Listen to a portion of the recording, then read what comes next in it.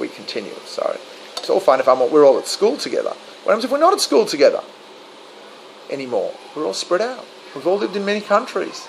I now realize that person I met in shul that day in Poland, I told him off too much. I've got to find him.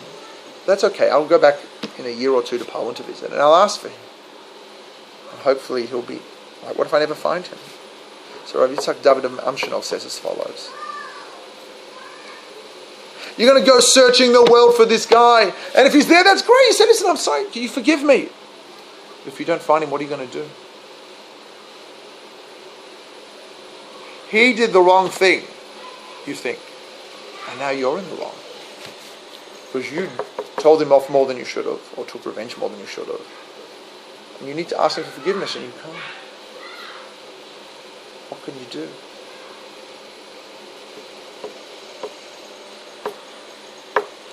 I forgive him straight away, and I say, you're forgiven.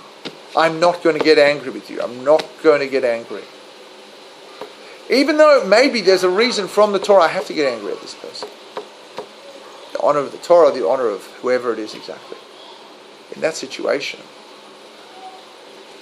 what's going to happen?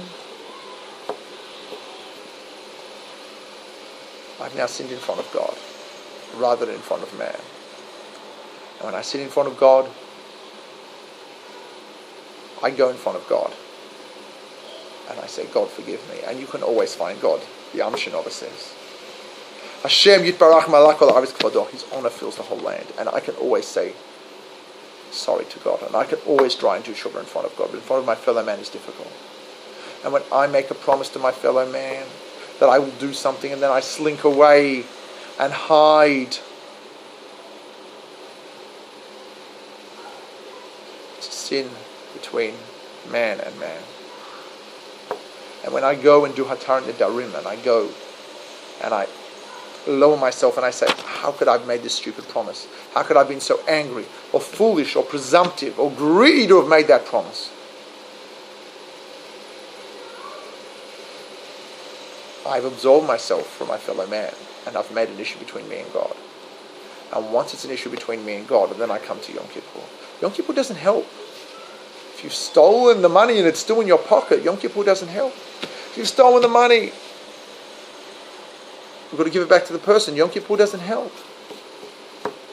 Between man and God, Yom Kippur helps. And your words are the ultimate expression between man and man. You want help to avoid saying foolish things. You want help to avoid being angry, so you don't say foolish things. And you want help to go to a person and say, I asked you for this. I can't. I promised this. I can't. And now it's just between me and God.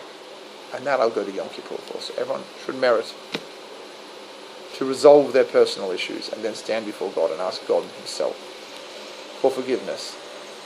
And by turning your interpersonal issues into God issues, by resolving the interpersonal issues or avoiding the interpersonal issues, you will then merit to get forgiveness and to be signed in the book of life by Hashem. Shana Tova to everybody.